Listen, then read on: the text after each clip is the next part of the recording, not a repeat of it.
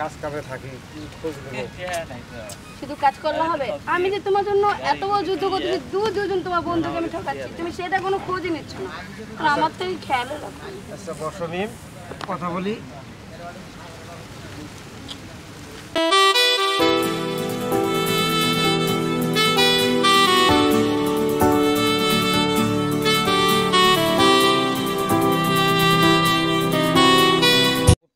তোমার দাদা বাজারে গেছে।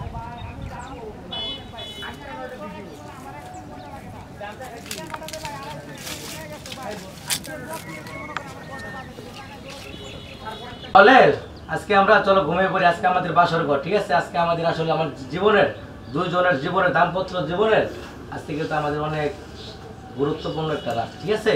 তাহলে চলো আমরা দুজনে ঘুমিয়ে যাই। হ্যাঁ চলো লক্ষ্মী সোনা।